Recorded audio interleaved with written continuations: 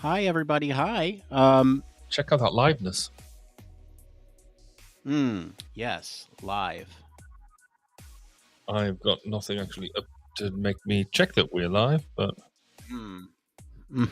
You know what? I don't actually have anything up either, and I told myself it's going to be a little bit more prepared this week. But well, oh no.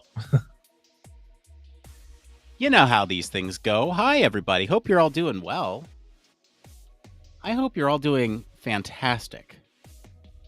Um, Yeah, we got. I can see us on LinkedIn and stuff.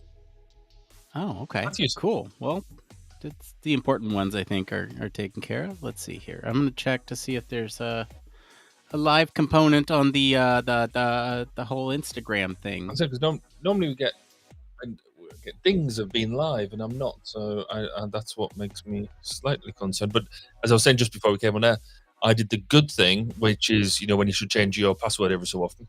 I did that on Facebook and a couple of others, and you generally the ease that you can just click the button that says use my Facebook login to things, and you sort of forget just how much you use all of this stuff for, probably badly. And maybe I'm due my own security audit again, but that's good. So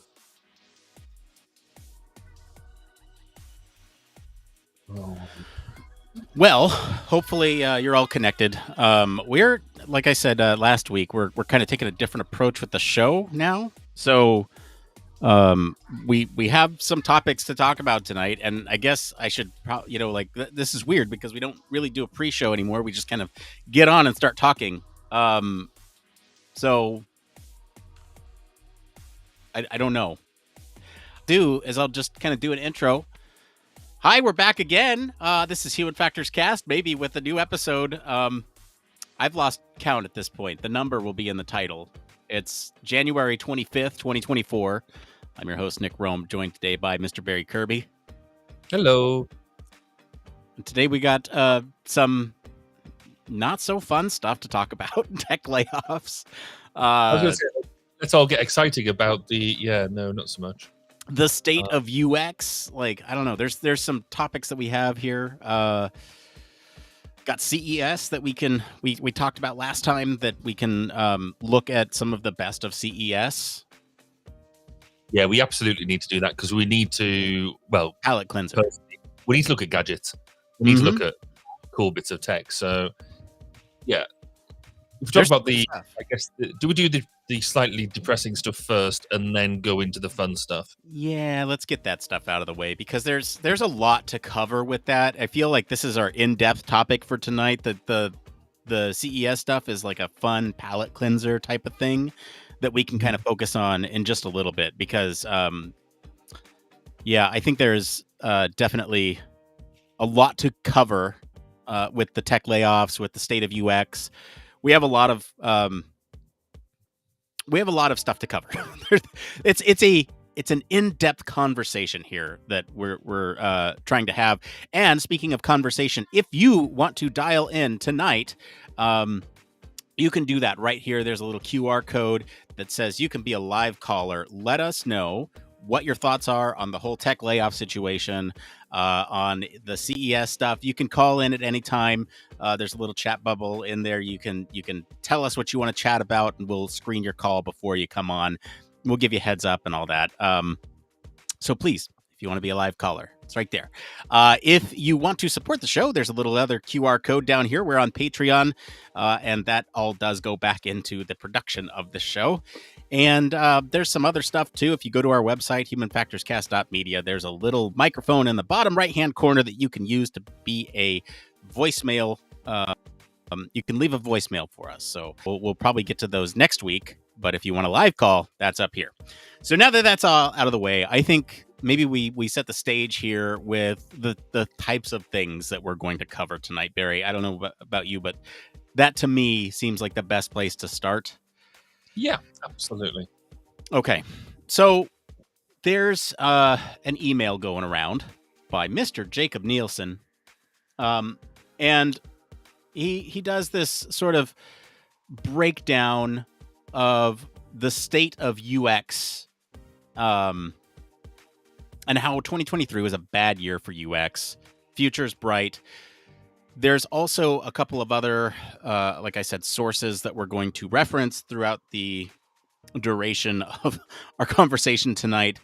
There's a lot of news that just broke actually hours before we went live. So Activision, Blizzard, Microsoft just laid off another a lot of people today. I think it was like 1,500.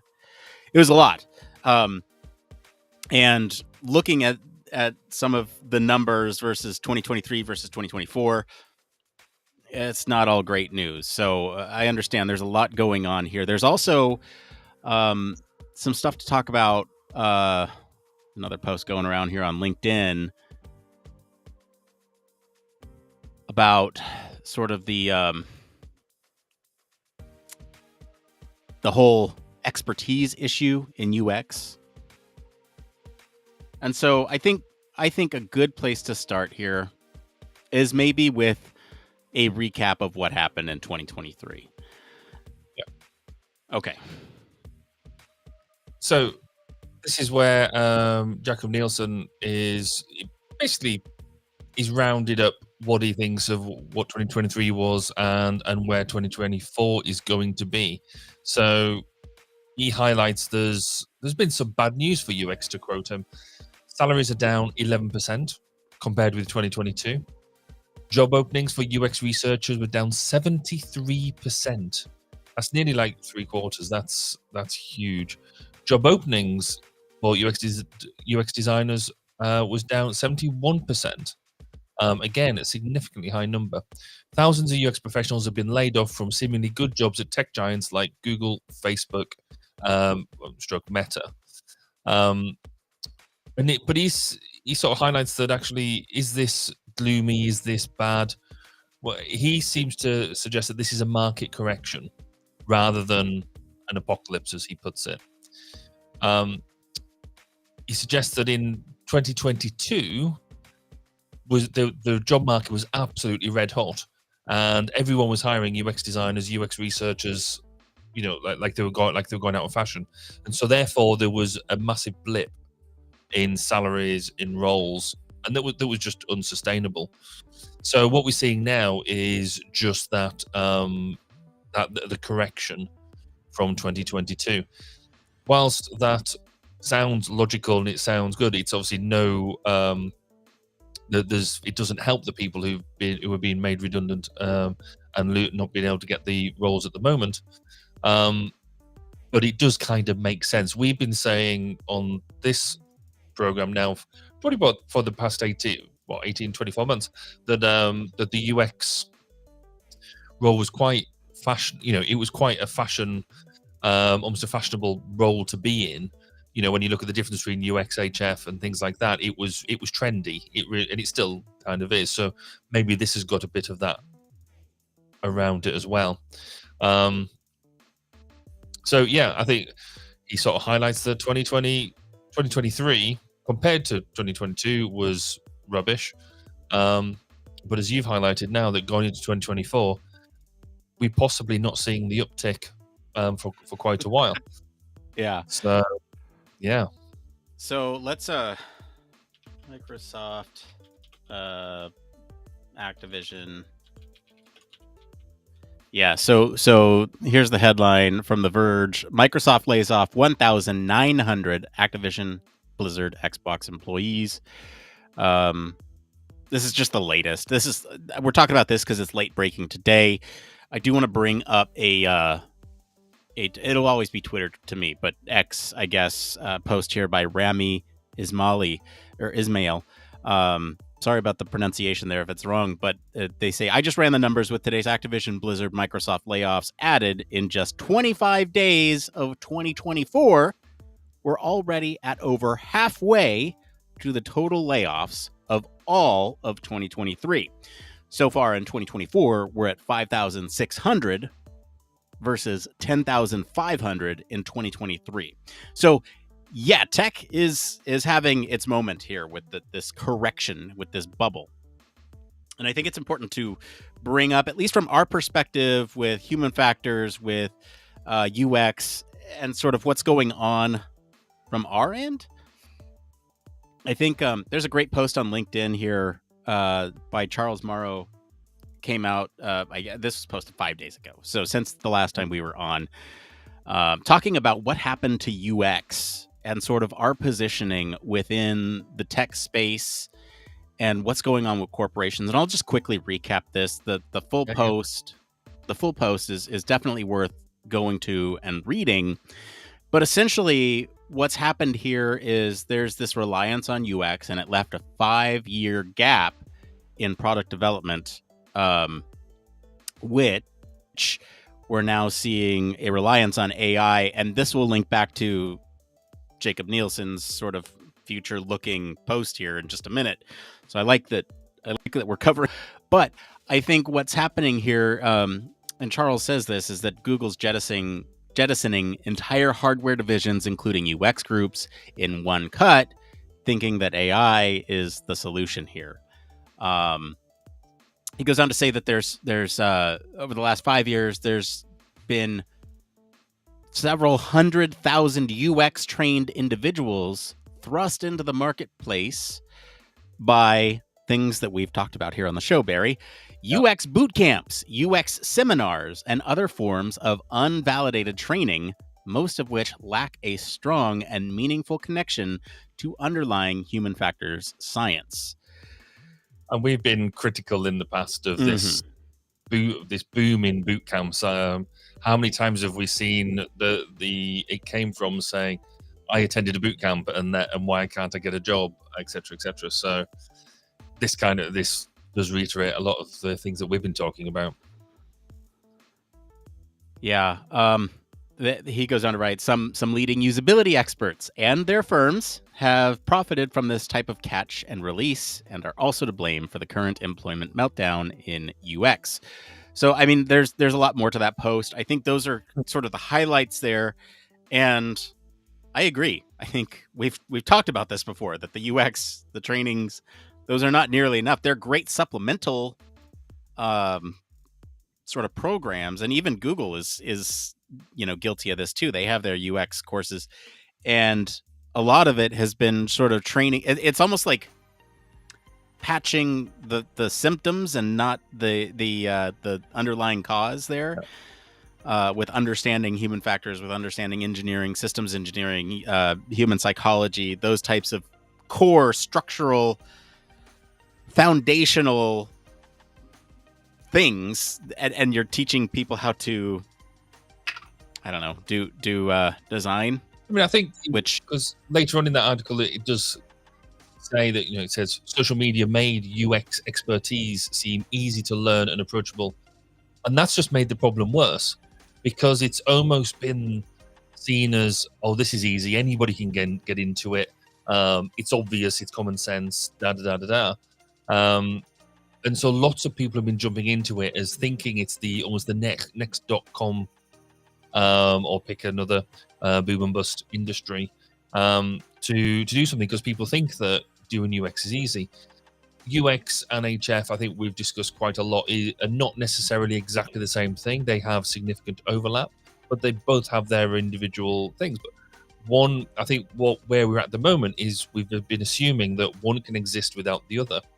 And I think many HFers know that UX exists, but there's a lot of UXers don't know that HF exists, which I think goes back to the point you were making. It's the top-down approach that UX brings is really, really good, but it needs to be paired with that bottom-up approach of HF to give it that foundation and to give it the roots into good things.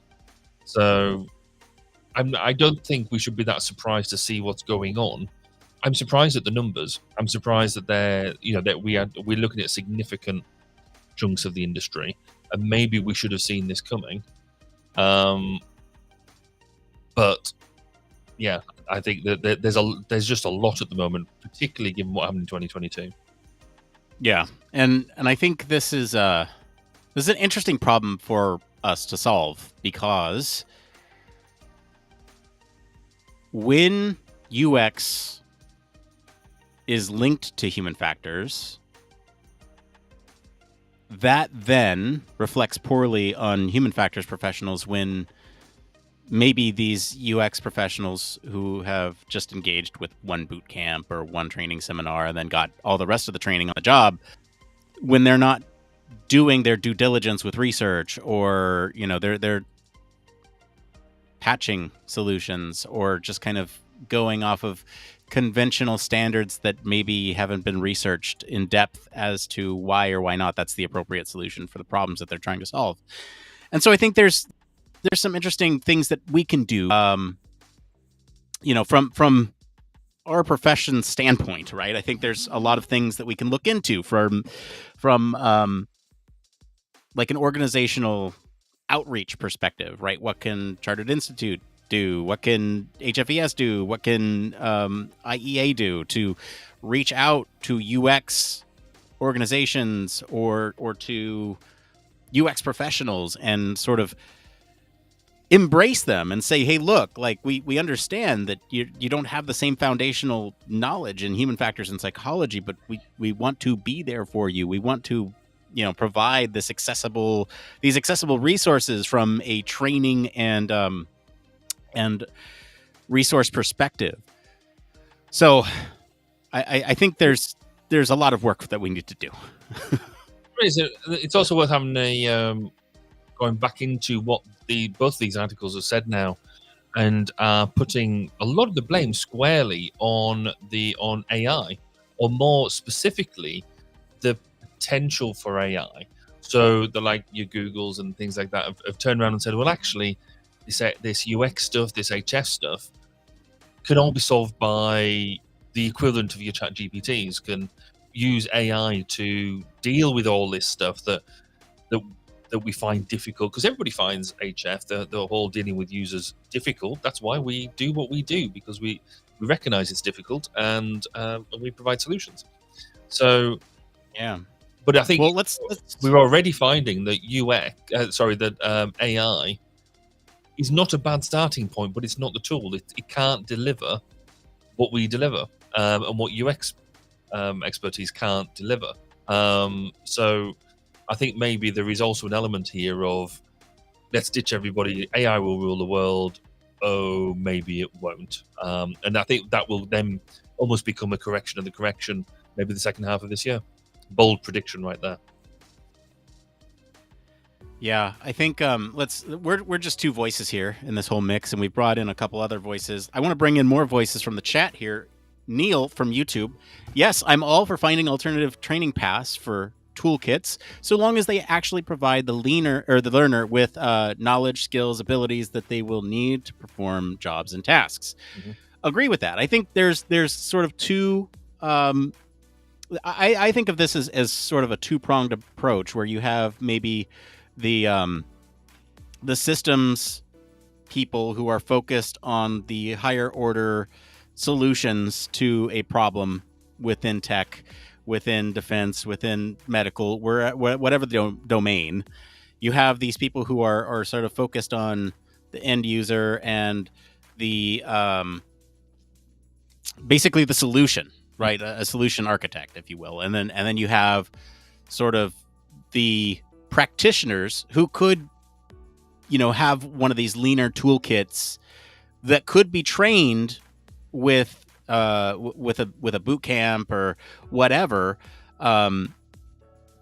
still learning the skills, but maybe it's more sort of logistical, like sort of doing the user interviews or setting up a research study, like sort of those types of things, where you still have the skills and understand the foundations of how to do those things, but maybe the sort of higher order solutions to the problems then lie with those who are classically trained in human factors or have, more expertise in the subject. I think it's an interesting problem to solve, especially because, something that we talked about at HFES last year, was accreditation. What does that do for our industry, right? We talked to the folks at BCPE, and how do we get, what does the accreditation look like, and why don't companies know about it, and what's the approach to adopting a standard like that for UX that is comparable to something that product managers or agile professionals might have in their toolkit, right? Like what is the approach? And so it's still an interesting problem to solve, especially because I feel like in some respects we've gone too far, and and No, it's there's a fair point here, because there is not, we kind of making out here that the HF world is also, the HF domain is all being all embracing and saying, oh, it's all right, you UXers, come and join us, no hard feelings, and that type of thing. There is a significant number of people out there who are almost quite annoyed at the UX community are doing what they're doing. Neil follows up here. You want to read that one Yeah, too? so Neil sort of says there are also some, but not all by any means, put the pitchforks down, UXers who think that HF is inferior to UX, and who go to great lengths to diminish what HF brings to the table. And I think that is true, and I think the opposite is true as well. So we've had conversations in the UK about our chartership and what our professional accreditation means. And one of the discussions that is kind of ongoing, it keeps on repeating, is should we be doing, so we have the membership version, so you become a chartered member of the institute or a chartered fellow, but there is only really one standard. You are either a chartered human factors across all 5 competencies and everything that entails, or you're not. So if you've got more of a specialism, so in this case UX, which does bring in a good chunk of HF stuff, but not the full breadth of competencies, is it valid for us to say, well, actually what we should have is a chartered UX professional qualification, a grade within of membership that recognizes that UX is not across all of HF, but UX will have some elements to it that HF doesn't have, perhaps. And at the moment, that discussion goes one of two ways. You either do what one half of the group says, which I think I'm kind of in this camp of saying, the good thing is that if we can get people accredited, get people the professional membership, be that chartership or whatever else is around the world, then we're providing a level of standardization. The whole point of professional accreditation is that you know what you're going to get when you employ somebody, or if you're working with somebody, you know what sort of standard they've been trained to and peer reviewed at. But then we've got the other half that says, well, hold on a second, I've worked really hard to get my chartered membership at this level across all 5 competencies. Why should somebody else come in and get a chartership through an easier route or through a different route? They feel that diminishes their current membership, and that's a valid argument. I think we'd have to work hard to make them comparable or distinguishable, but we're not the first people to do this. So in the UK, we have what we call the BCS, the British Computing Society, which is a chartered organisation, a chartered engineering organisation. It was the first professional organisation I was a member of, actually. They recognise that they had the difference between a chartered engineer, but then within the Computing Society, you had lots of IT professionals that weren't engineers, so they wouldn't meet the competence levels of an engineer, but they do really great IT stuff. And so then they flexed out to having a chartered CITP, a chartered IT professional, which you could see the difference between that and a chartered engineer. Everybody was happy within their camps, but you could still remain within the same organization. You were just doing different things. So I think that for me, the future has to be, particularly with this type of news, that we have to get professionally recognizing UX professionals, what skills that truly means. Because I was lecturing to a UX course a couple of months ago, I think it was, or maybe a month ago, about my view, what the differences are and what the overlaps are between HF and UX. And I think they are different. And we need to recognize that, recognize the overlap, but recognize and celebrate the differences. because we work really well together. That was a very long diatribe that basically boils down to saying I think we recognise the professional status of both things and celebrate it. Yeah. I'll shut up now. Well, it's interesting because it's like, who is the authority to handle accreditation? Is there multiple authorities? Right. Okay. So Barry is the authority. Yeah. I mean, the thing about these certifications or professional accolades that indicate your expertise in a skill, this is another interesting problem because a lot of these boot camps or what did Charles bring up here? The leading experts in the field who do these catch and grabs, catch and release. I think they offer certifications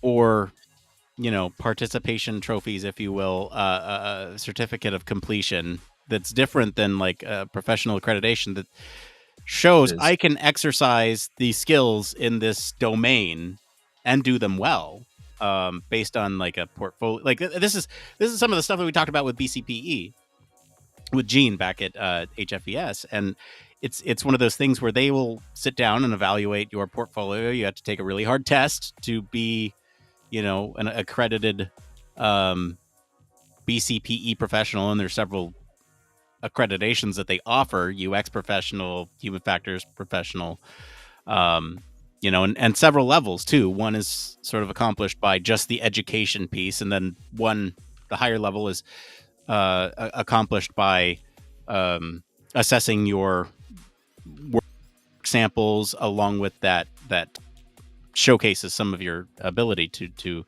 perform the work.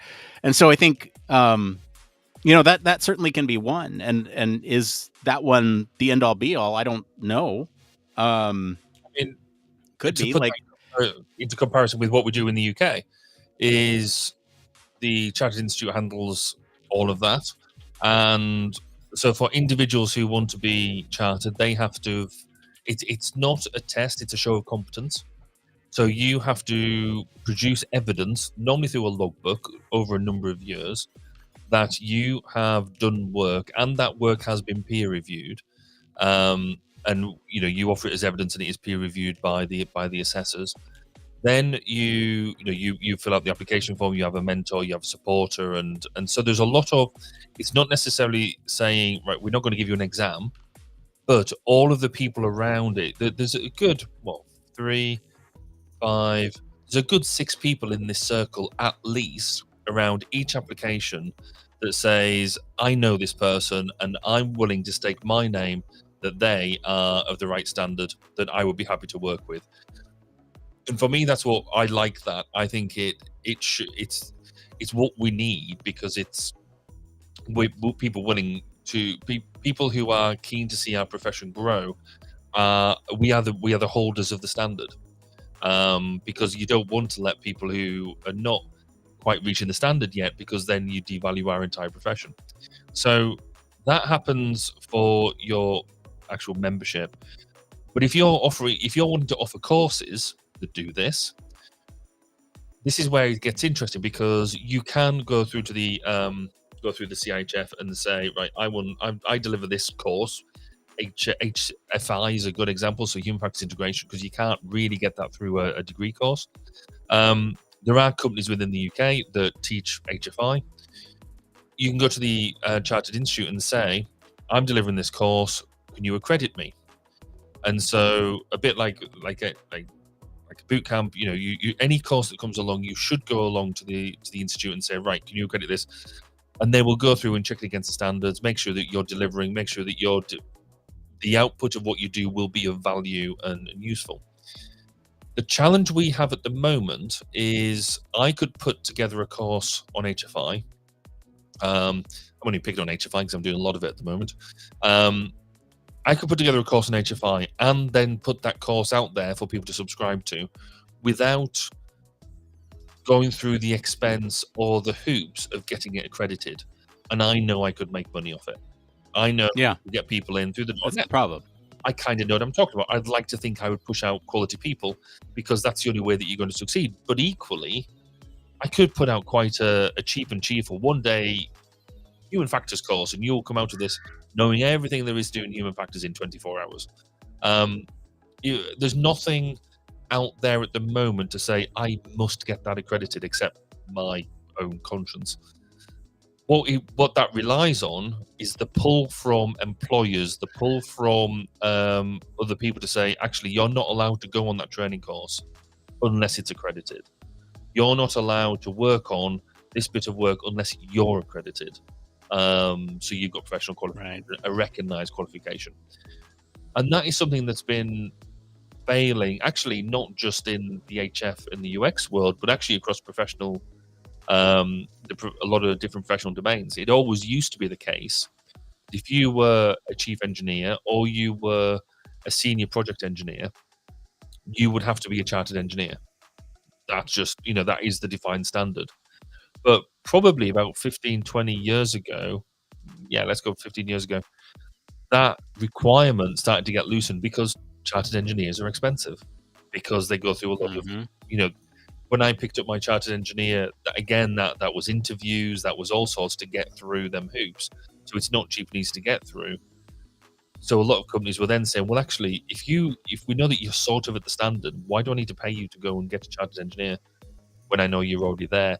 And so all of these, a lot of the companies are not requiring you to have these because they're expensive. And also then it's as soon as you turn around and say, right, you need to be a certified member, then you can then turn around to the company and say, right, if that's a requirement of the job, you pay for it, not me. So it's quite a complex picture.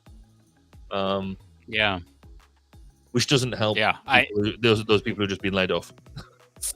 We're not the ones who are going to solve this problem. We're not going to solve it here on this podcast tonight. I don't know. We've got another half hour. We might be able to. we have gone about a half hour already. I mean, it's the same thing with like project management, right? There's or safe and agile. Let's just look at the agile process. There's a number of certifications out there that say you are agile certified, and by what authority are they saying that? It's sort of the reputation behind the organization that holds the weight. And so, you have the Project Management Institute that a lot of project managers get their PMP certification from, or they have agile certifications. There's scrum.org, there's Scrum Alliance, there's Safe Agile, there's a bunch of different types of agile, less agile, there's a bunch of different accreditations for essentially the same thing. And I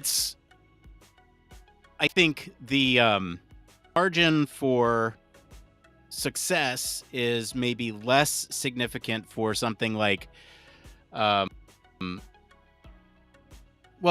shouldn't even say that, because everybody has their parts to play in the process. And, I think the amount of training that it takes to be, like, let's say a Scrum Master, for example, is less than the amount of time it would take to become a human factors engineer or somebody who practices human factors. And so the level of effort is then different.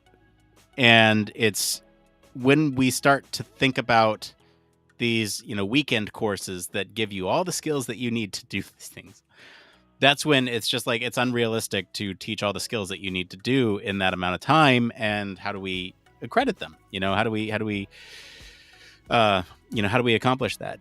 Neil also brings up on YouTube here, similar to what you were saying, Barry, is where's the demand signal come from, though? You could say that companies should do it, but at some point they will start looking at cost unless there's a requirement. So is this, Neil's GRC, do we advocate for some policy here, stateside at least, that would, sort of encourage this type of training for government programs or government funded research or those types of things. I can very easily see us having those types of requirements for grants from a government agency, right? Like Here, you cannot work on this project unless you are certified in X, Y, and Z, and that's where those types of requirements could come in. and here in the UK, we have that, which certainly in defence, if you're wanting to, so in defence, if you're wanting to work as an HF practitioner or deliver HF products, then the requirement is there that on the project has to be the HF lead has to be a chartered member of the institute. It's quite specific about that. You have to be a chartered member of the CIHF. Now, and that is one of the ideas, that if you've got the right person in place, then at least they will then know how how to implement the standard, and therefore it works. You've got that competence. And in a lot of the bids that suppliers have to put in, they don't just have to put in and say we will have somebody. They have to name the individual with the CV. Now, Yeah, that sounds quite hard work, and it is. And we've talked before about the lack of numbers that we have qualified in the UK. But at least then they're making the effort. The downside comes to this is if it suddenly becomes too difficult, you put it in the too hard category, then we can skip it.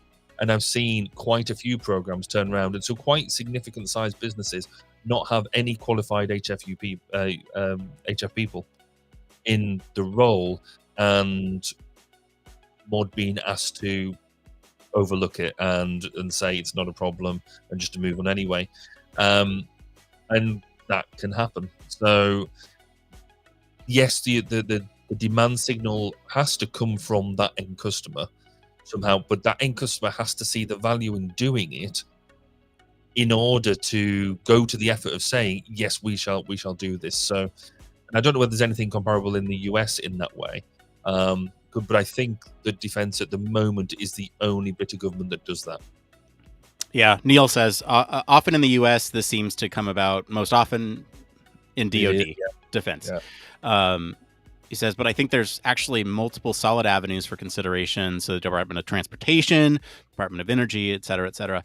I think that's absolutely right. And the interesting thing with this is that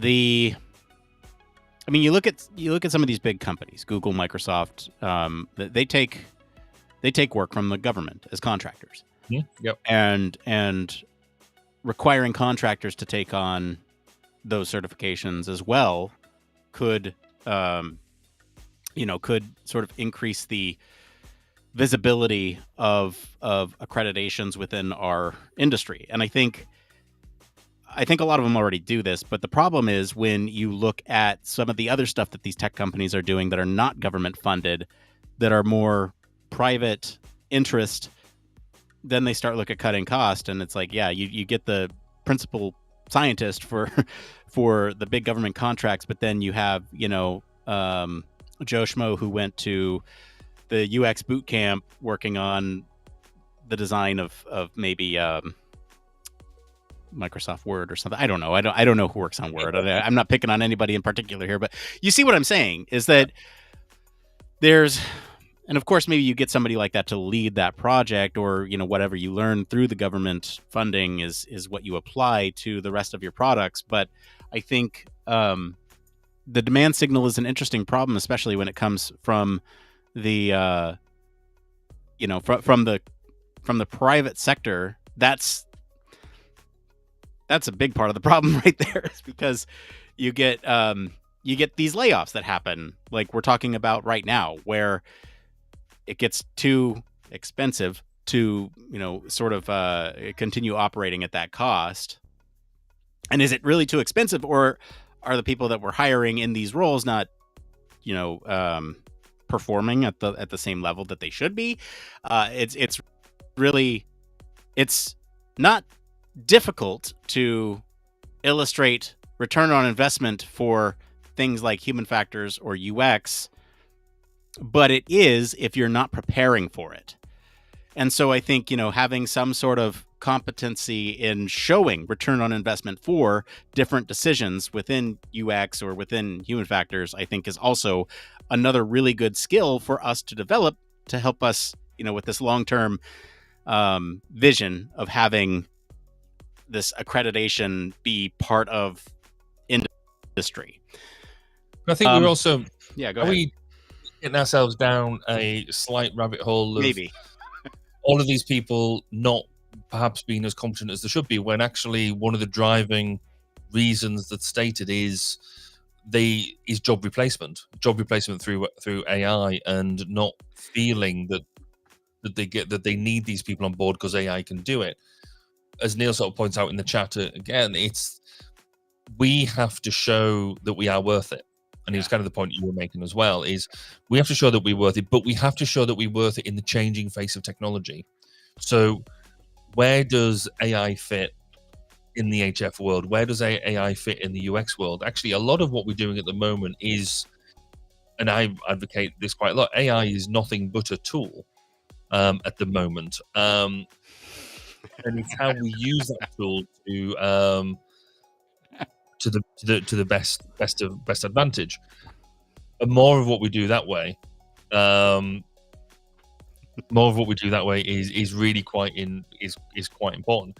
But if we don't change and adapt, then we're going to have significant issues further on down the line, because we're still going to be doing really basic HF stuff, when actually a lot of the stuff that we do can probably be done by a decent chat GPT model. And it's up to us then to utilize that, but then do the stuff that definitely couldn't do with problem solving and the skills that we have that it doesn't. Yeah. Sorry, I was laughing because I see what Neil's doing here, and I'm going to reward him for participating in the chat tonight. So Neil says, perhaps having a resource for evidence of not only what happens when we're not involved, but also the good news stories of what happens when we are involved properly. Maybe like that good news stuff that we talked about at HFES. So I did put the little QR code right up here, so you can scan that if you want to share good news about human factors and what we can do. Neil is working on a project. You can go back and listen to our interview at HFES this year to learn more about that. So I'll put up the link here for you, Neil. It's a free plug. It is a fair point, and actually it is a worldwide issue that when human factors is done properly, nobody ever knows, because nobody ever compliments us on a great UI. Nobody ever compliments us on a smooth system interface, because it's intuitive and it's just natural and all that sort of.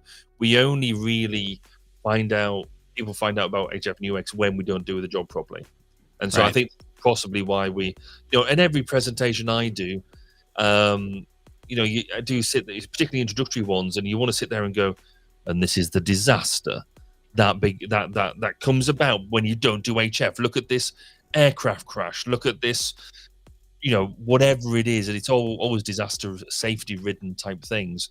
But I do have a quite nice one about the not being able to get into a bar properly because the handle's on the wrong way. But yeah, we do evangelize about when it goes wrong, not so much about when it goes right. Though there are some case studies out there now. So we produced an HFI. I say we, the UK community produced an HFI booklet a number of years ago now, sort of showing the good use of HF. But the problem with it is that the HF line comes at a cost, and it is a spend to save.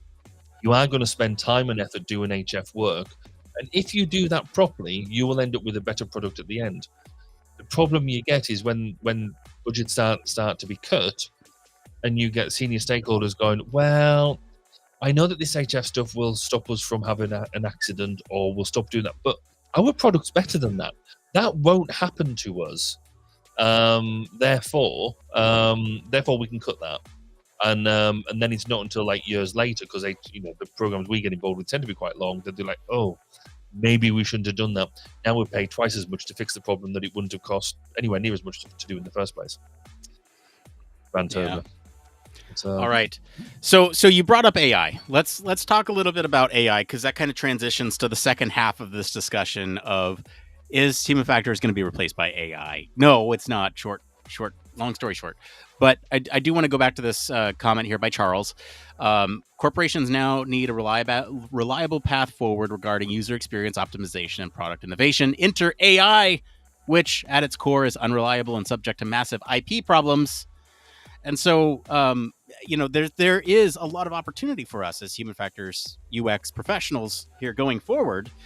I'm jumping all over the place here, but back to Nielsen's sort of state of the industry here, right? You have sort of looking forward to, is UX disintegrating? No, it's not. I think there's there are some things in here about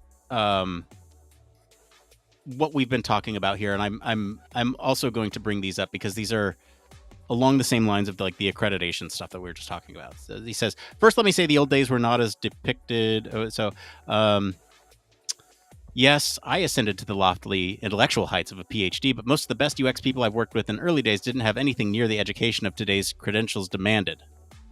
That's kind of opposite of what we were just saying. The smartest of the lot had only a high school diploma, and the other two top talents had bachelor's degrees in theater and architecture. The only top UX talent I worked with who might possibly secure the begrudging approval of the degree snobs did have a master's in human factors. So, okay, let's look at the future here with AI, because I think there's some things in here. So just to, because you mentioned to jump on the qualifications piece. I mean, again, you don't need vast amount of qualifications to get your professional accreditation. Your professional accreditation is about competence. Yes, your academic qualification might get you there a bit quicker, but equally, you can get a professional accreditation without having a human factors degree. I mean, you can even become president of the organization without a human factors degree. Wow. Hello. How do you know that, Barry? Well, that'll be me then. It is a very, what we do, it can be easily learned vocationally. It takes longer, and it's taken me a good part of 20 years. But so I'm with what he was saying. What you're looking at with a UX HF professional who's got their accreditation is not necessarily saying they're education gifted. It means that they've committed to the profession, and they're committed to their own development and to the profession as a whole, which is why I think it's quite important. Yeah, no, I think that's a great point. So let's bring up AI here. So, he did look at sort of the good news of 2023, right? We recap the bad news with all the tech layoffs, and it's continuing into 2024. But the good news of 2023, in all bold letters here, the future of UX is AI. Recommends that every UX professional urgently needs to learn how to use AI in his or her work to avoid obsolescence into 2024. They say we need more UX work to improve enterprise AI, domain-specific AI implementations. I think there's a lot on AI in here. He expects the AI-driven UX boom to happen in 2025, so we're about a year out from that. But he says we'll suffer a stifling lack of UX professionals within 2 years of experience designing and researching AI-driven user interfaces. The only way to have 2 years of experience in 2025 is to have started in 2023, but very few people did so. And goes on to say 2 years is the minimum to develop a strong understanding of the new design patterns and user behaviors that we see in the usability studies. So the future AI, start small, start now, is what the advice is. And that's sort of the I guess looking forward good news is that there's going to be a big boom on how we integrate AI into products and services and systems. And there's going to be a need for people who understand how people interact with AI to do that. And so it's interesting because right now we're at a point where companies are maybe doing large swaths of layoffs because they think AI is the solution, yet we need to figure out how to use AI in those solutions. And therefore, hello, we're sitting right here.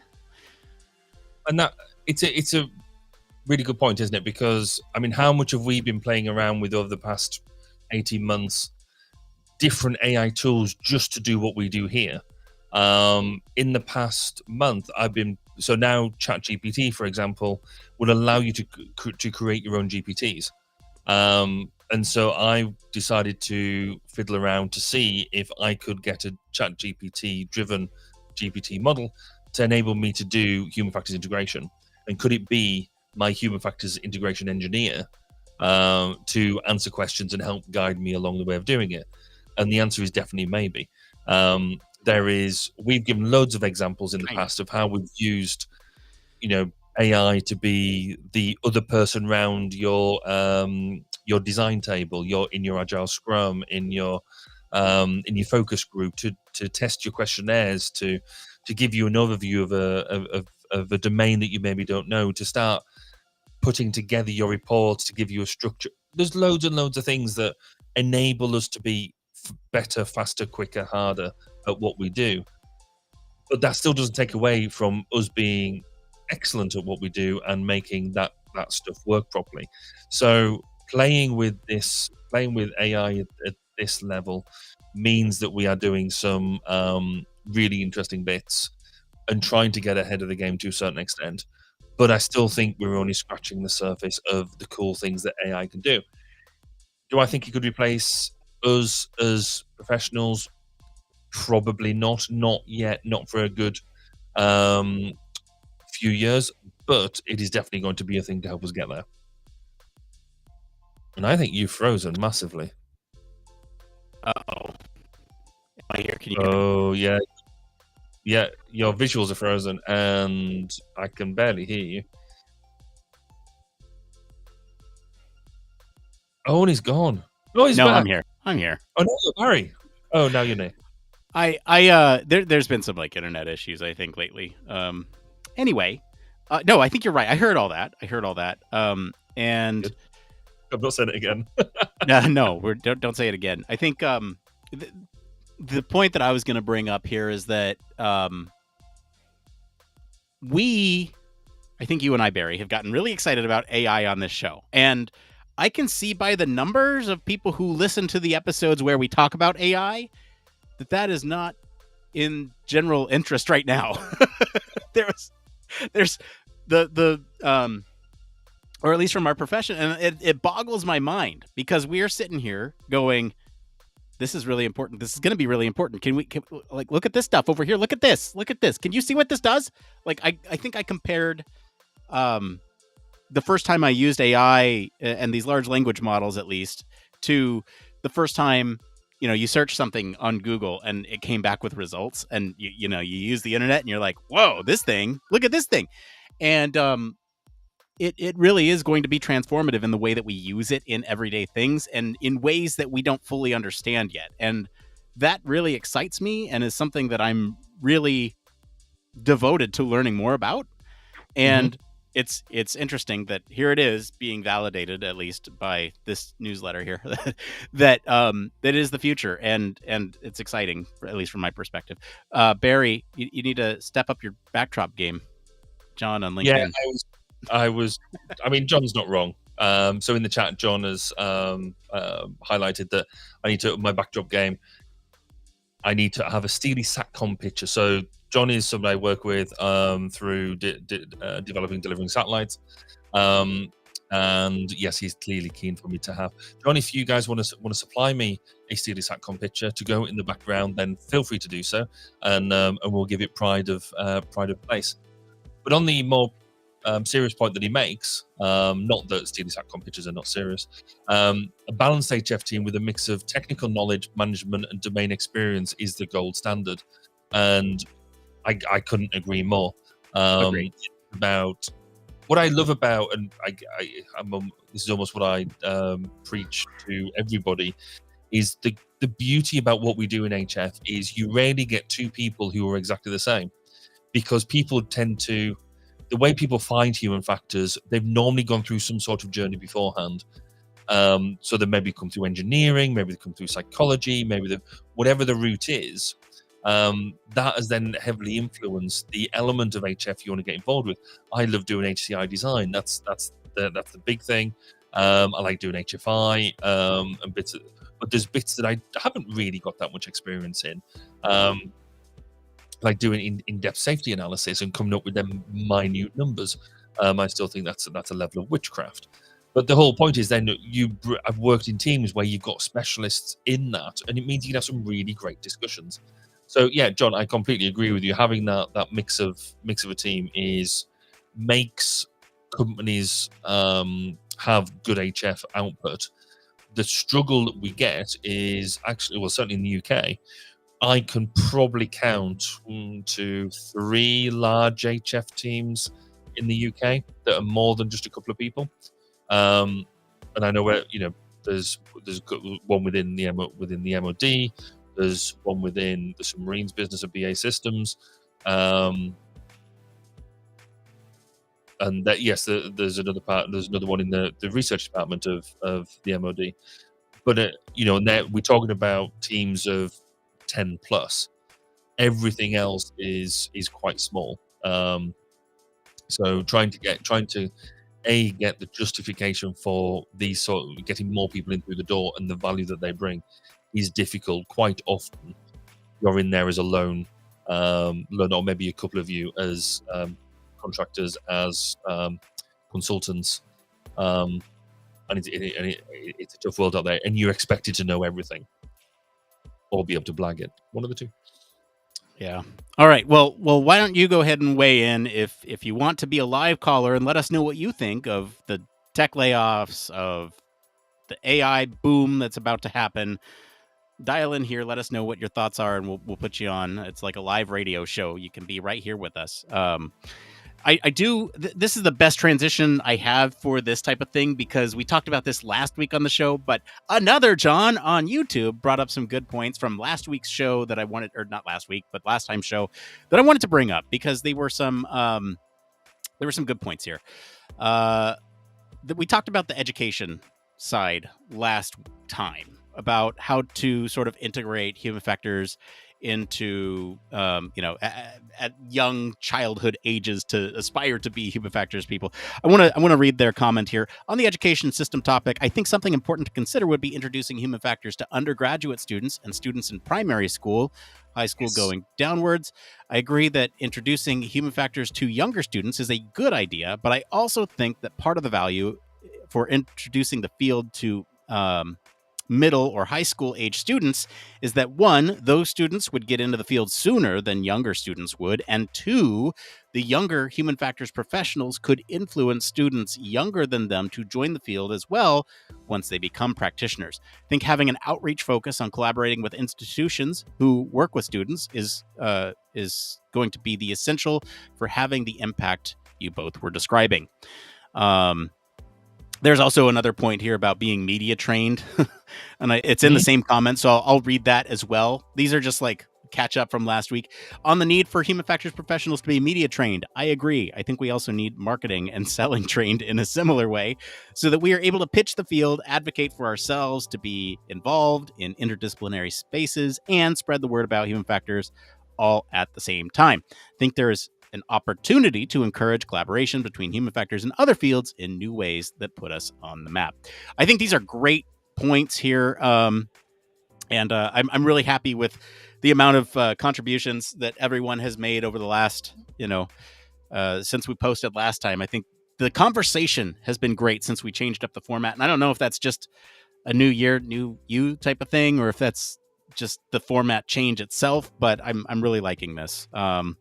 Let's see where we're at in June. Let's see where we're at in June. But no, I mean, to them 2 points. I mean, to the second point first, this is something I've been banging on about for ages within the institute, about not necessarily for every time media training and things like that, but we need some people who can advocate for us, some people who can sell human factors, UX, ergonomics in that sexy way, or that way that makes it appealing, the way that makes it come across on camera, on media, effortless, and tells the stories that we need to tell. Because invariably, um, we've got some fantastically knowledgeable people who can really talk to a conference, to a scientific paper, but actually you need people who can communicate to the general public, the on telly. How do you bring ergonomics to TV? I mean, when there's an episode of The West Wing, and I think it's in the first series where they talk about being, I think it's National Ergonomics Day or something like that. And I thought that's amazing. And for ages now, I keep on meaning to go back and rip off um, that episode to try and do it for presentations. But Yeah. yeah, it needs to be done. So there's oh, I really wish we had more time. I really wish we did have more time. We have a whole other hour left. Maybe we'll get to it. There's something else I threw in like our bucket to talk about this week was changes to the submission process for the HFES Aspire conference. And I think this is I want to put this on the bucket because I feel like it is a conversation worth having, especially for making human factors accessible and for the availability for those in industry to contribute their research. And so I think maybe we'll have a larger discussion about that. I think, and also the title here says CES, wherever you're watching, it says CES. So let's talk about the CES stuff, because I think this is kind of a fun, like hard right from where we were with the tech layoffs. CES is tech, but it is a bunch of new technology that's pretty cool in some ways, and can be weird in others. I don't know how else to say it. Like CES is cool and weird. I have an article here from Wired that goes over the most interesting things for a variety of categories here. And this might be a good place to start. We can look up other things too. If you're following the news and you've seen something cool from CES, drop it in the comments so that way we can see it and we can look it up ourselves. I figure we go down this list here because there's some things on this. Maybe I should send this list to you, Barry. I think that'd probably be a good place to start. That might be useful. So I've got I've got the Verge's. Oh, The Verge has one too. Okay, so we got Wired and The Verge. Maybe we could just collaborate on both of these and see where we come up with. Because the first thing here on the Wired list is the best health tech, and this Vivu. I'm hoping I'm saying that right. At-home UTI diagnostic test, and I think that's cool that this kind of technology is available at home. I think there's also concerns with it being FDA cleared, and Heidi talks about that on her show, the FDA clearance. But this is cool. So if you suspect you have a UTI, instead of scheduling a doctor's appointment and peeing in a cup, you download the app, pee on a stick, and scan the strip with your phone. The deep learning image processing helps determine the results. Hey, look, there's some AI application there, which you can then send to your doctor and get a prescription to clear up the infection, as well as some necessary and immediate relief. Fair enough. What do you got on The Verge? I'm trying to get into your Wired article, but I have now, so that's good. Let's go back to the Verge one. I would say actually it's not a very good way of doing it. It's actually, yeah, it's a rubbish article if I'm brutally honest. Let's use your article unless I can pull up something better from this. Yeah, this is just a list of stuff that didn't work very well. Is that like the failed things from CES this year? Yeah, so it's got that, but it's a badly laid out article. So it's just basically got all stories that are sort of tagged, but it's got a mixture of like sort of TikTok stuff as well as everything else. So I'm not that impressed with it. Um, It's hard to find things that are tailored towards our audience. I think this one is interesting because we can bring up these things if they have human factors applications or not, and we can kind of go from there. We can editorialize on the fly. I think. I found an article that is better on it. So it is. I've now found their CES of 2024, all everything that you want. So we can do that now. Okay. All right. Great. I'm with it. So one of the things that they highlight is the controlling your smart home through your TV, as opposed to, because everything we do now at the moment is obviously through your phone, isn't it? You have an app for everything, but now they're on about trying to do things using things like generative AI, etc., to be able to control your devices through different things. So they showed an example there of being able to control your devices at home through your TV, which is, on the one hand, it makes sense, and it's a Samsung approach, because Samsung have the smart things. And if you've ever used the smart things app on your phone, it's not very good. But this is a bit of a step change for that. I don't necessarily think that's the best way for it to go. The best way for it to go is to actually use things like replacing light switches in the house with smart light switches, but allowing them to do different things. Because the last thing you want to do is go and start touching your telly and stuff like that, because you get fingerprints everywhere. No, you put things where you're going to interact with them. Yeah. But I like the idea of getting things off your phone, because having everything controlled through your phone, and obviously Alexa is or other speakers are available, then yeah, fair enough. Okay. I think the interesting thing with that type of technology, and one of the major trends coming out of CES, is AI and how to implement rules and preferences that adapt based on how you use them, right? So there's I don't have a reference for this off the top of my head, but there are sensors that can detect where you are in a room to like and you can set up things with automation to be very specific. If I'm in my office, I only want my office lights on. But if I'm in my office and you detect a presence out in the other room, I want both sets of lights on. But if there's no, turn them all off. As I move from my office and leave, turn off my lights. I don't care for that. And so the interesting thing is going to be setting up AI and automation to adapt to your home environment in a way that it can receive feedback and say, oh, I didn't like that. Don't do that again. In a natural way, and having these large language models processing your inputs is going to be an interesting thing. I want to bring up an article here from Kinetic. The dominant theme at CES 2024 was AI, and especially how AI has become an enabler of technology and applications. They go on to write a little bit more about this, but they say, Sharp has created a compact smartphone-sized field asymmetric ion mobility sensor using a proprietary ionizer and glass olfactory sensor. What that means is air is drawn through a small tube, ionized, passed through an electric field.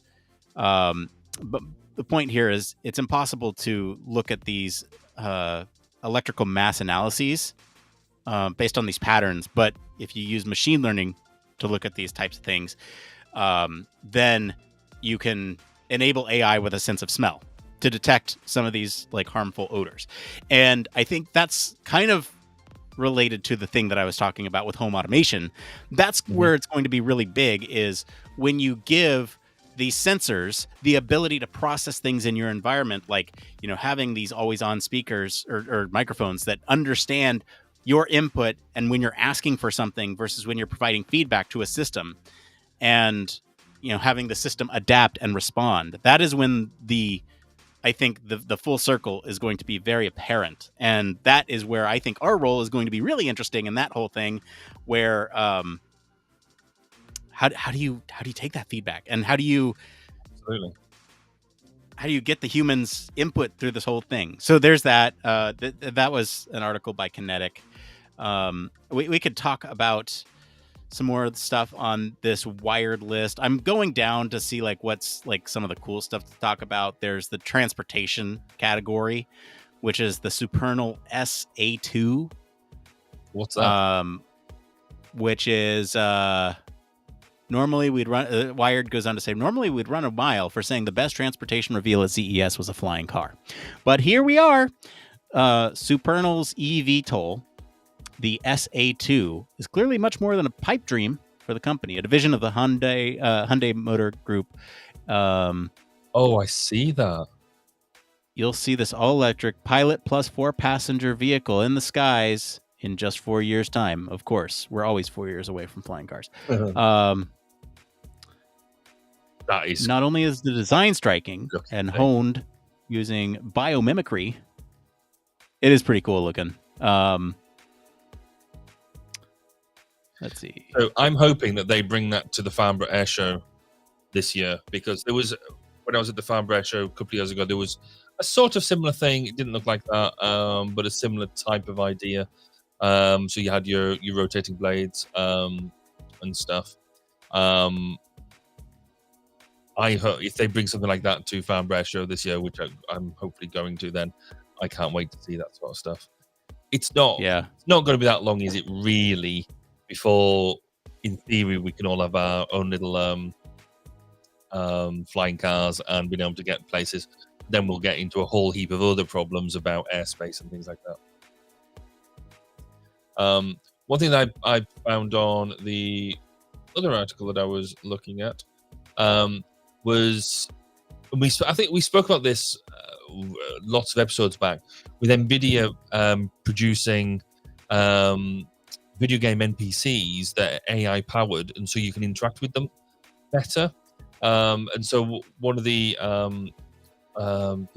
journalists here has gone and actually engaged with one of these devices now, having been quite scathing about it last year, has come away quite convinced that this is the future. And just by seeing the picture that they've got there of them doing it, it's going to provide a richer game experience. And I think we spoke about it because that's how we could also improve training, where people using synthetic training environments, and actually if you can better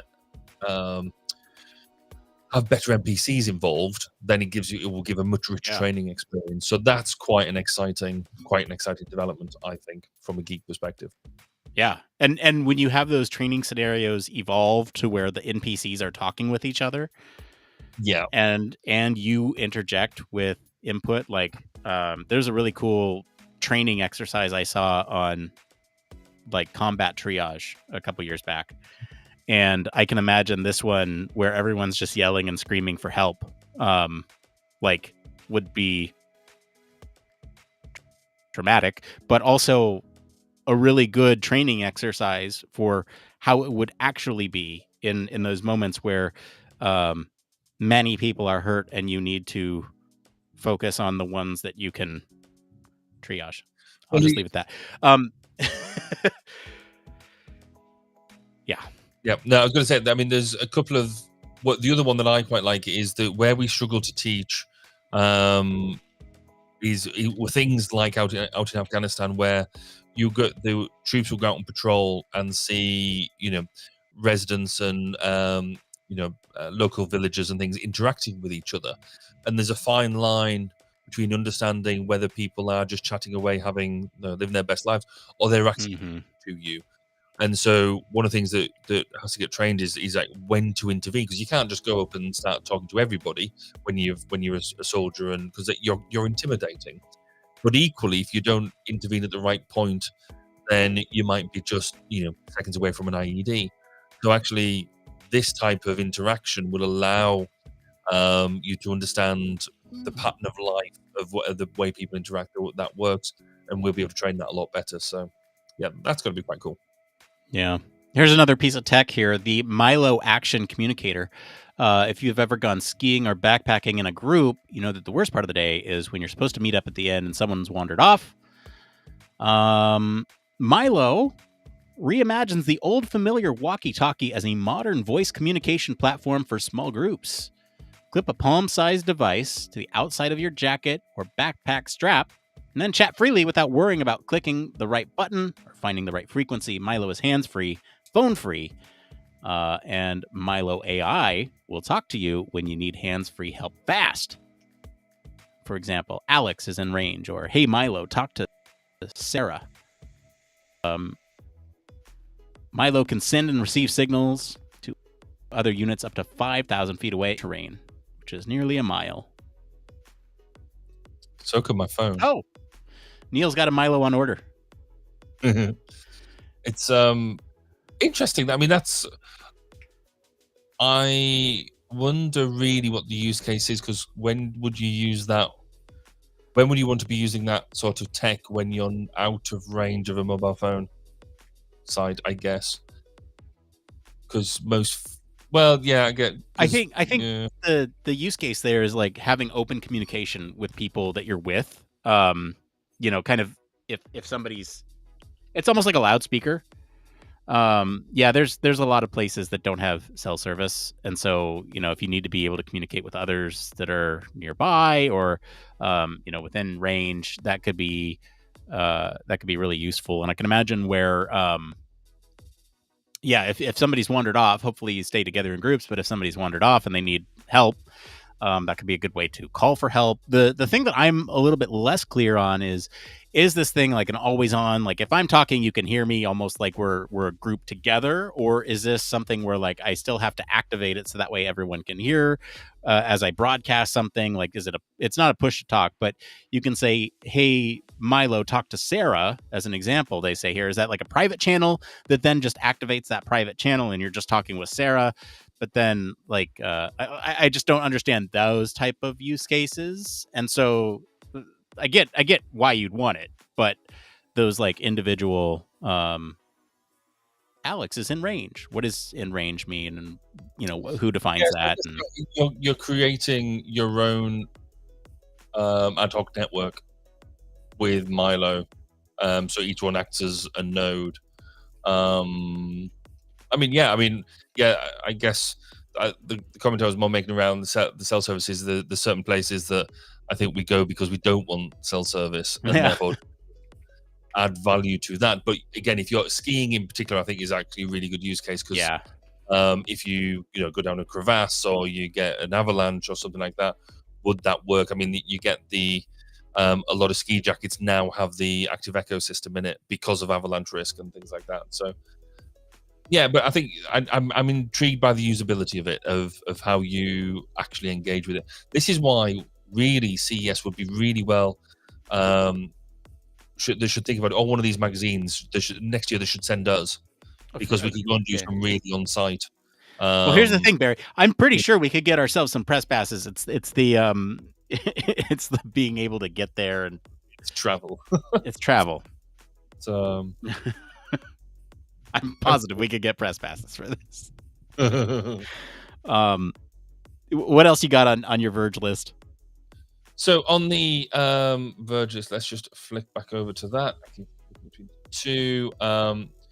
There is and I hadn't realised this, but there's been some talk about the Apple Watch getting banned because of the some of the sensors on it is been infringing on patents for proprietary technology, and that is a company called Masimo, who's known within the medical community for doing pulse oximetry, so understanding the amount of oxygen that there is within the blood.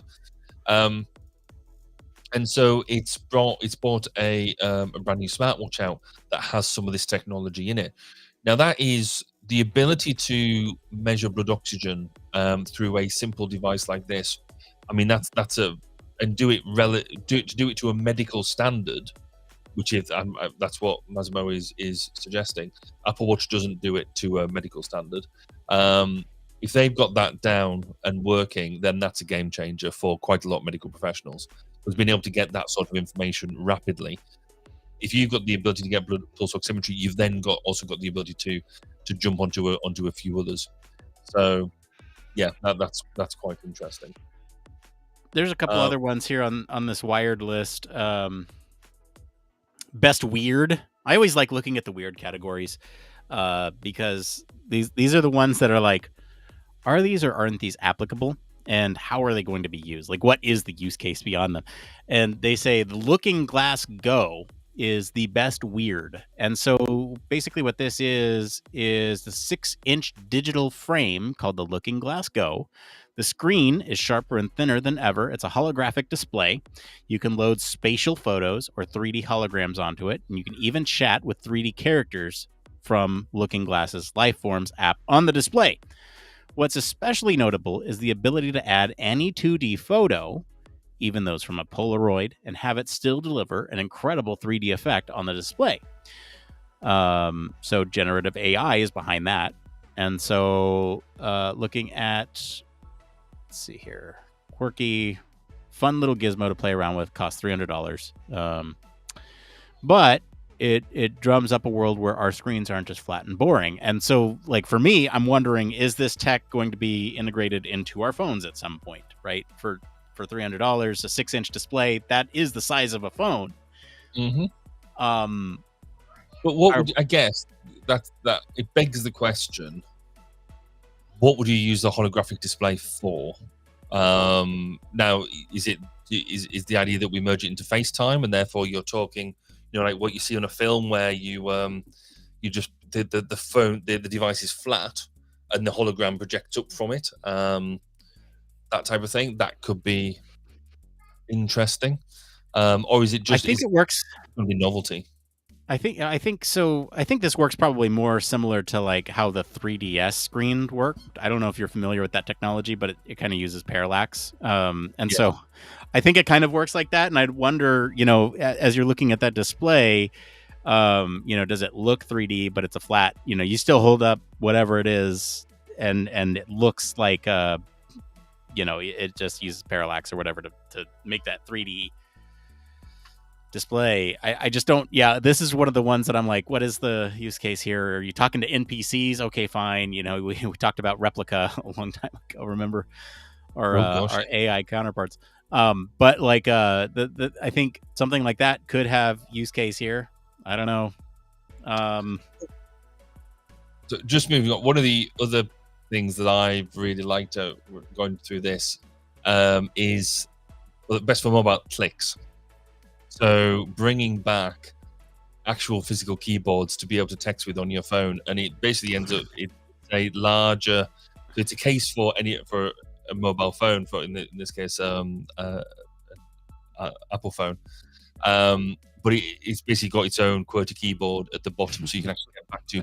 Remember, did you ever have a BlackBerry where you had the full QWERTY keyboard? And you had Yes, it's back. It looks kind of ridiculous, and I feel like I almost have to just share this so that way people can see what we're talking about here. Like, this thing is it's hang on, I'll show it for those of you who are watching along.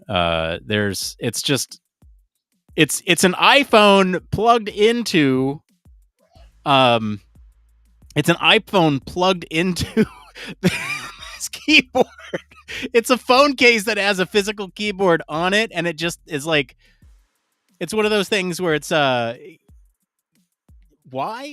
But also, like, yeah, you got the who is this for? Is this for digital natives? Well, I think you're more looking at digital immigrants, people who still hanker back to be able to do that.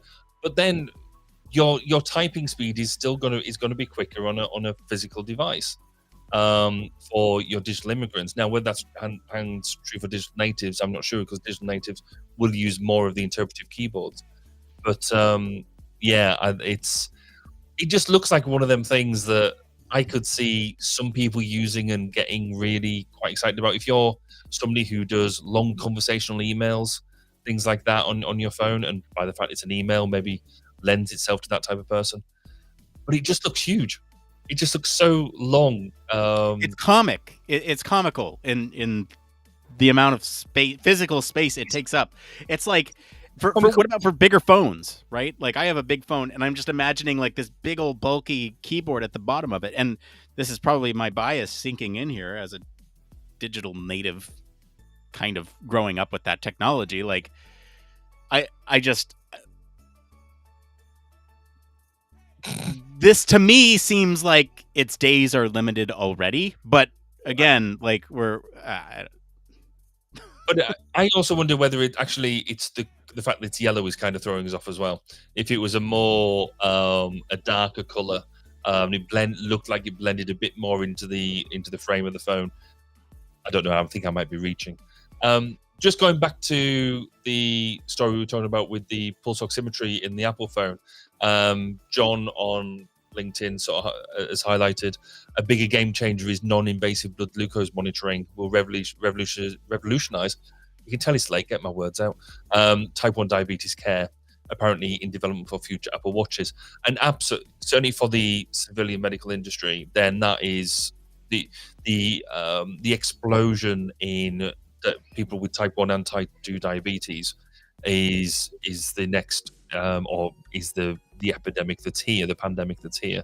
So that's absolutely one of these things that if that comes out and works reliably, we're already seeing constant monitoring, but that still is still invasive. It's just but if you can get away from that, then that will be something big. Don't know whether we saw anything with it from CES, but hopefully it's that is an inspiration for future tech development. And if Apple come and do it, then crack on. Yeah. Actually, I want to talk. Yeah, go ahead. I was going to bring. Okay, no, I'm going to do it. I'm doing it. I'm doing it. You do it. You do it.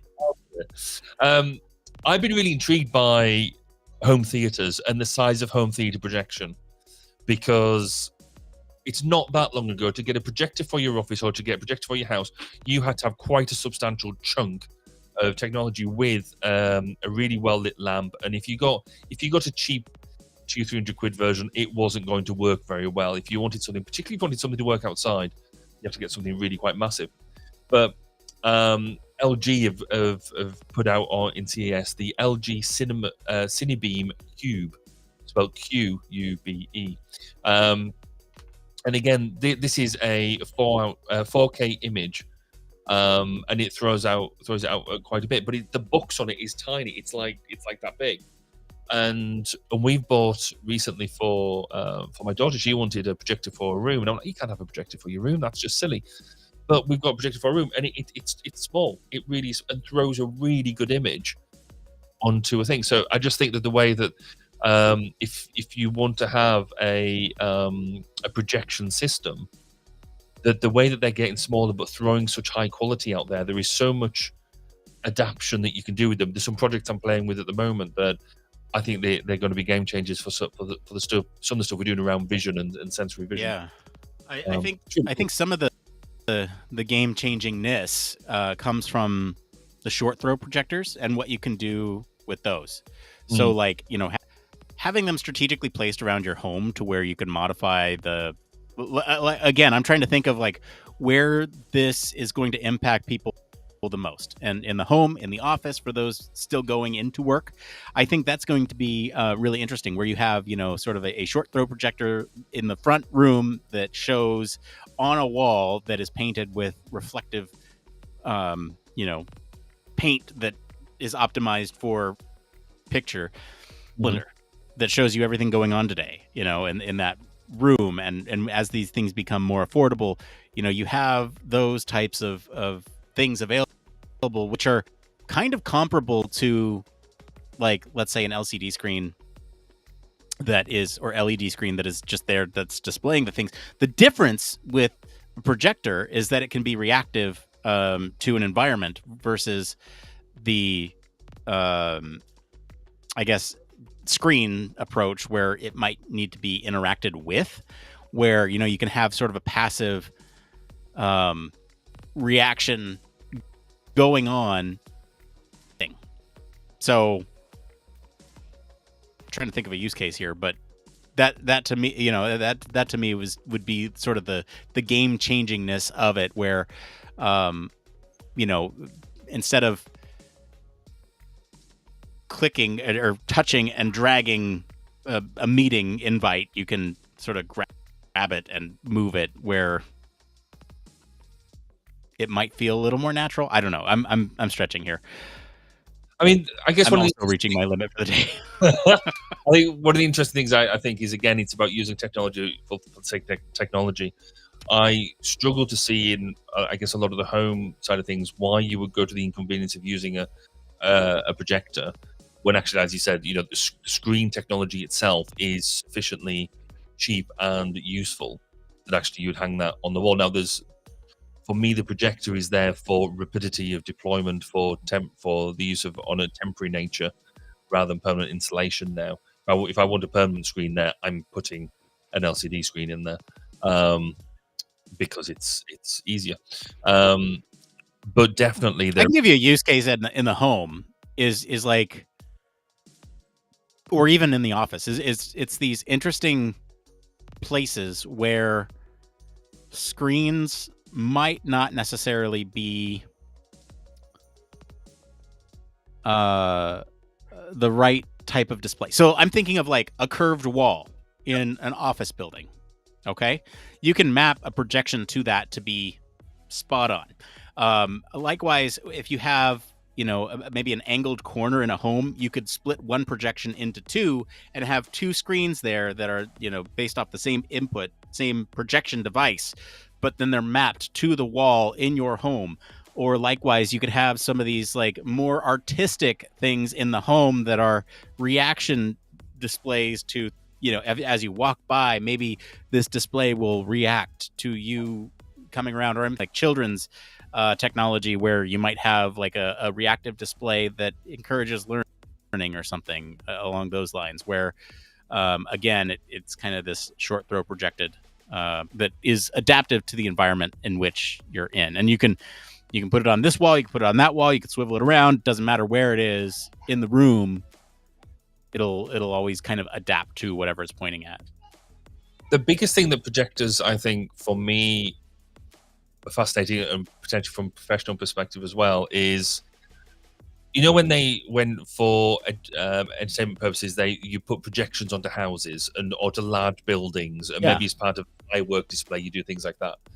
I'm really interested in the idea that somebody could be walking by who maybe is walking past a building of interest that you don't necessarily want them to see. And can you use projection and use local sensing and projection to make the building effectively disappear, almost Harry Potter style? If you could make that work, like active camo. Yeah, well, something. Yeah, there's something about it, about being able to do, but to do it rapidly as well. So not talking about a long-term installation, but a shorter term. I need to hide something fairly quickly. Can we just throw some almost magician-esque? If you put the projectors in the right places, they automatically sync up, and then they throw a projection that makes maybe something around the features of the building disappear.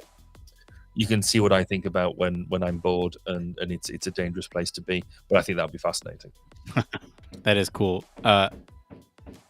We may need to end. I don't know if you can hear my upstairs neighbor is just hammering away. They're clearly doing some DIY. Okay, you can hear that. All right. Well, I'll try my best to time it. Yeah, I know we've been going for a while. I do want to bring up one more thing here, and I'll try to talk over this. If it's too distracting, let me know, and I'll stop. But the last thing that I will bring up here is sort of this this piece of tech that comes from what is the company here? Oh, geez, that is just... They need to stop that. The Belkin Auto Tracking Stand Pro with Dock Kit, and this has a lot of really good... Okay, Barry, I'm not going to talk about that. You can talk about that if you want. Although it probably has a lot of interesting things going on with it. This piece of technology here, this Belkin auto tracking stand with dock kit. Now, this is really cool because it will track the user and basically swivel 360 degrees to track the person talking on this, on whatever video app that you're on. It'll kind of track with the camera, and that you don't have to do anything to make sure that you're always framed properly. And that's kind of the hook here, is that it will always frame you correctly. Now, I can see this as being a game changer for us when we go to events like HFES or Aspire or EHF and have visuals. We can put a camera on this thing, it'll track us, and we don't have to have a camera person there anymore. It makes these startup, sort of, we call it like guerrilla podcasting, or these freelance, what do we call it? Anyway, whatever, you go out to these, you don't need a camera person anymore. You just have these. It's automated AI. It's yeah. It's organic and developing. But no, I think that sort of thing is going to be quite interesting. There's a few devices now that do that sort of tracking. So if you get the latest Echo Show, I think it is, for the home, that will allow you to do that sort of interaction. The Facebook had a product as well. Meta had a product that did something similar. So this whole idea of tracking through using AI to track where you are and what you're doing is really interesting.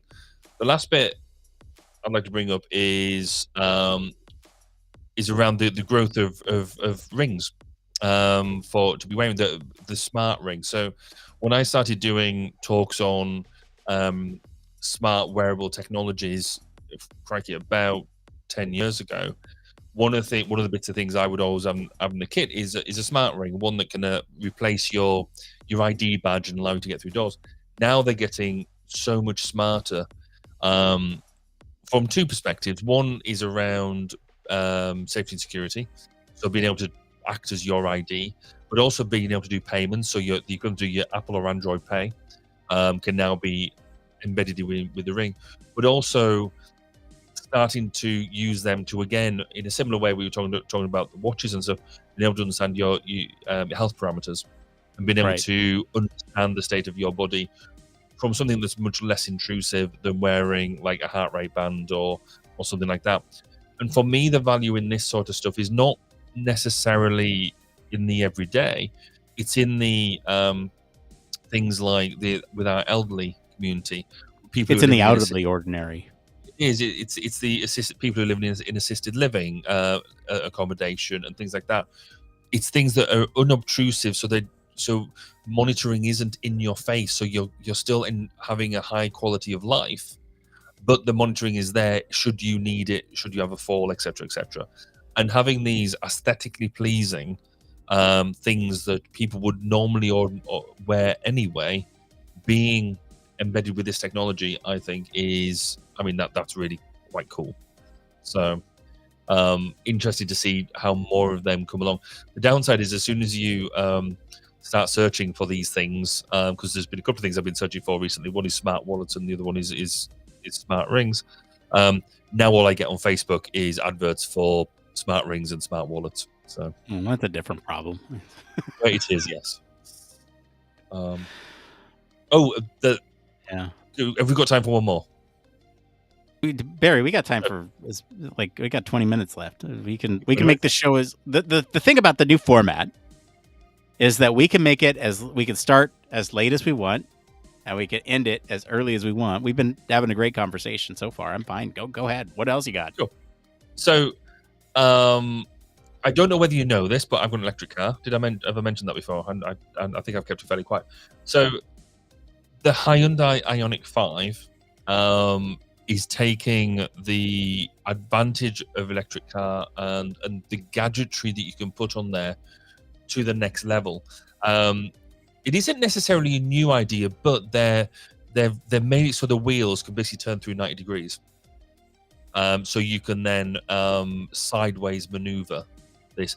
Now, it's not, in many ways, it's not a new technology, because actually a lot of cars have active steering, which certainly like in big trucks and things like that, the tires or the wheels will move through, say, 45 degrees. However, this now turns through, because they turn through 90 degrees, it means things like parallel parking.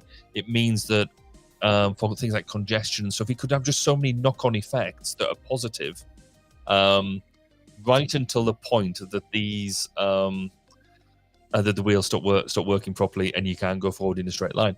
But I think it looks fascinating, and quite frankly, I want one. So I thought I'd throw that in there. There was I'll throw another one in there too, since we're just chucking stuff in. There was a honoree for the Innovation Award this year that was in the Vehicle Tech and Advanced Mobility category is an e-mirror safe UX software platform. And basically what this is a help drivers better see and understand their driving environment by replacing conventional side and rear view mirrors with a camera-based system designed to provide drivers with better visibility, safety alerts, as well as fuel and energy efficiency. So by removing basically the side view mirrors and putting screens inside the car that are based on camera systems that you see in some of these, let's say, high-profile EVs, it says by introducing the innovative patented software platform, like transparent view, reactive dimming, and advanced image processing, the software expands the driver's field of view, saves powers, enhances adaptive system comfort, and improves visibility in challenging environments. So it's hardware agnostic, so it doesn't require extra sensors and can be installed and updated through over-the-air updates, which is pretty cool. Is that new? I mean, a lot of it's not new, but the thing with this, it looks like it's a system that you can just plug into any vehicle. You lop off the side cameras and you plug it into any vehicle. And the idea here is that it will give you alerts that you wouldn't get with just a traditional side view. It's integrated mirror. It's a, I guess, aftermarket.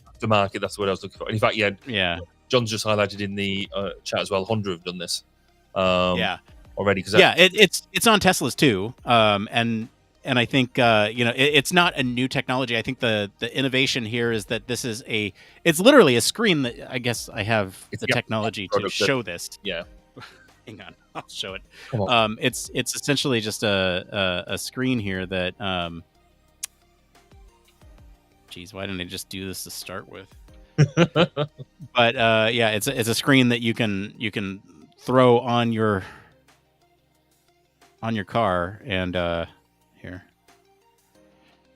so you can see there that it looks like there's still something out there, but I think the camera's probably built in over here. Well, it looks like the camera. Maybe it's out there. Yeah. Maybe you just replace the mirror with that. I don't know. I think it's an aftermarket piece though that goes inside, so you're now looking at this display instead of that rear view, and this would give you alerts like someone's in your blind spot over here, or whatever things this has. But that's kind of the idea there. Neat aftermarket idea. I don't particularly like it. One that I've just been looking at here is the R1. So the Rabbit R1 is a pocket-sized AI gadget that's supposed to use your apps for you, so you don't need your phone. It is there and it just does apps. I've just looked at it about why it is what it is, but apparently it's really, really, really popular, and has already sold out of its initial 10,000 units. So it's a small, tiny device that has got a bit of a screen on it, and it's got a decent sized processor with memory, etc., and it will last a long time. And you have it seems to have just a really simple interface, and it's got a bunch of apps on it. It seems interesting. Whether it replaces your phone or not, I might have to dive into that into a bit more detail, because it looks to have a really simple idea for an interface in terms of it's got touch screen, it's got touch on it as well, but it's got what looks like a scroll wheel. So interesting. Yeah, I'm just see a comment here in Twitch by Preximo. Hi, are tech layoffs really so bad in the U.S.? And the short answer is yes. We brought up some statistics earlier on this episode that where's all my notes now? I think it's something like we're already at half the tech layoffs that happened last year, and it's only January in this year. So what was it? Yeah, with today's Microsoft layoffs, in just 25 days of 2024, we're already at over halfway the total layoffs of all 2023. We're at 5,600 this year versus 10,500 last year. Now this is actually really interesting because kind of back to this point, I know we're kind of switching from CES back to the topic that we started talking about. This actually paints a very different picture from the reports that have been coming out from the Bureau of Labor Statistics here in the States. So, we're seeing employment increasing by a large number. And we're also seeing pay raises, job satisfaction, all those things are going up. And the interesting contrast is that in tech is you see a lot of these layoffs happening. And I think the interesting thing is that also within tech, you have the UX, the HF people that maybe let go too, because it's harder to sort of. We talked about it earlier with the return on investment, but yeah, that's it's bad. The tech layoffs are bad. That's the short answer. It's that certainly when you compare to previous year, then yes, it's not great. I mean, it could just be an early year blip. I mean, it might be the fact that this resets what we're doing and then move forward. But could be. We shall see. Just going through and seeing some more of these products that come out of CES, and whilst there's some really cool products out there, some products do make you wonder. So apparently there is now a toilet out there called the Numi 2.0 that utilizes e-ink within it. I'm almost scared. Well, I'm almost scared to press the go button on the video to work out how the e-ink works. Should we do a live reaction to this? Hang on. What is it called? The Numi 2.0 toilet. Dual flush smart toilet. Okay. $8,000? $8,600. It's snip. Okay. Well, as low as $779 a month with a firm. So there's that. What is the okay? Is it just? I'm gonna play. Hold on.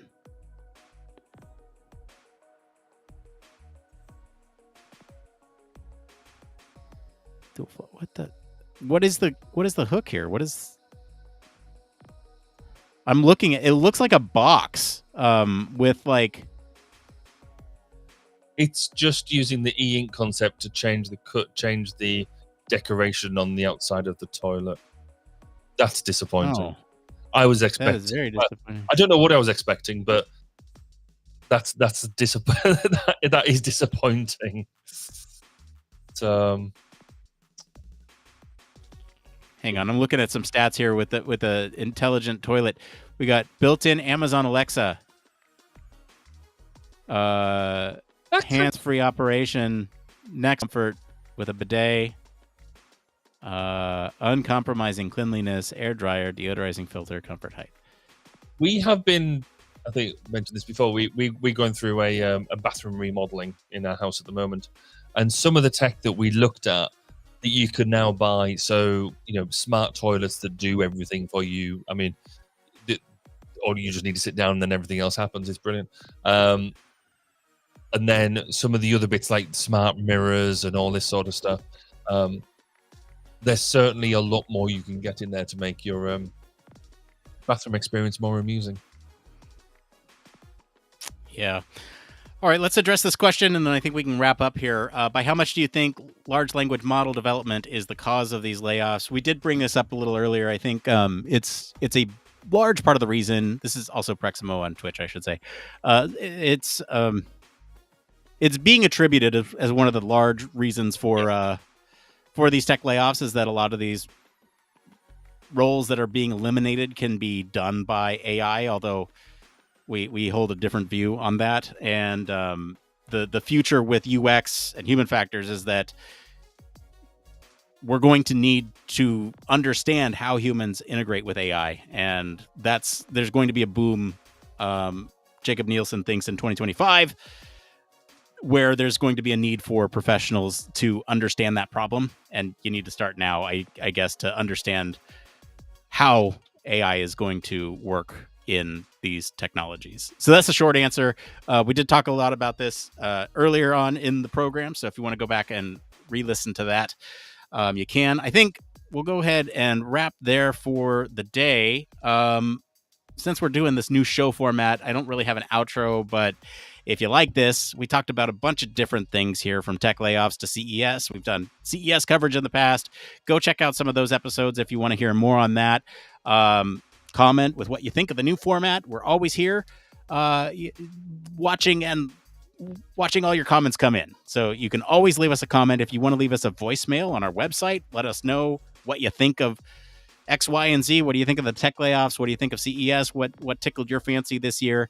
You can always do that on our website, humanfactorscast.media. If you want to support the show, we have a nice little handy link right down here. Support us on Patreon. We have that. That helps with all the development costs of keeping the show up and running. Let's see. What else do I usually do, Barry? Leave us a 5-star review, blah, blah, blah. Tell your friends about us. Patreon. Website. I'm on social media. You're on social media. We're all on social media. Oh, good. 1202 Podcast. You want to plug that real quick? I've got a podcast. Go and listen to it. 1202podcast.com. I might even get some episodes. In fact, I have been doing a lot more organizing, and we've got people lined up for interviews. And I've also been playing with some of the short tools, AI-driven short tools, because some of them have improved considerably. So I'm now starting to put some stuff out on TikTok in the preparation for some of these interviews coming out. So that's a long way around saying I haven't done that much yet. That's actually, but there is definitely going to be some stuff. So watch your space. Yeah, as for me, I've been Nick Rome. Whatever, you know where to find me. Discord, social. I mean, we'll hang out, but that was it. That's the show. Yay! I'm really tired. I'm pretty beat too, I've been going swimming. Well, again, as a fallout of not having a bathroom at the moment, we're like, well, where can we go for a shower? And I've been trying to get into. I've had loads of excuses about why I've not been doing exercise, and I was like, I need to get doing exercise. Particularly, still suffering post-COVID stuff. And so I was like, right, you know what? I'm going to try and get into a bit of swimming, because then I get to have a shower as well. That's brilliant. So I went 2 days ago. I went this morning. So normally I'll go swimming in the evening. So I was like, I wonder if I could do it before work. So I'm not going to work quite so early. That'll help me on a bunch of fronts. So I went swimming this morning, and now I'm just really aching and hurting and stuff. So. Oh, that's why you're beat. Yeah, I saw the picture. And, yes. So that was outside one of our local leisure centres on the way to work. So. Yeah. Anyway. I just realized we don't do the one more thing anymore. I guess we could do that in the post show or pre-show or whatever. I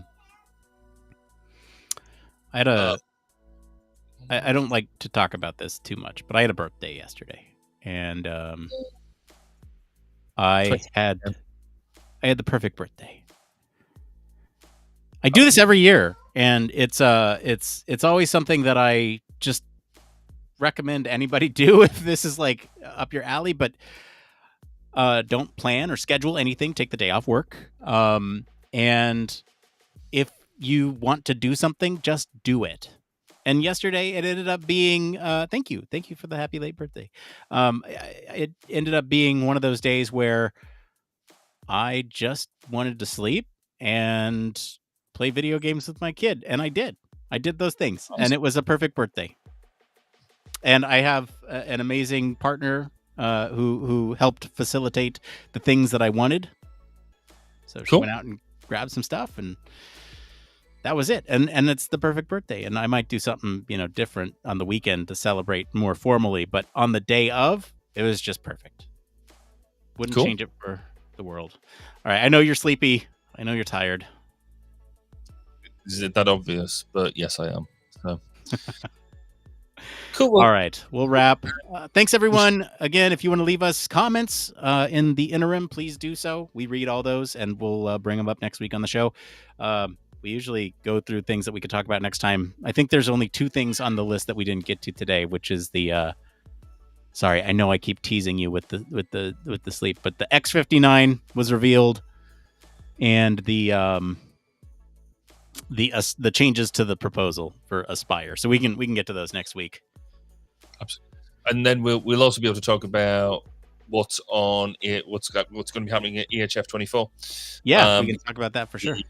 It has just been the thing has just been announced, and I'm going to be presenting because one of my papers has been accepted. So yay! All right, cool. Right. Now for real. We'll see y'all next time. Thanks for joining.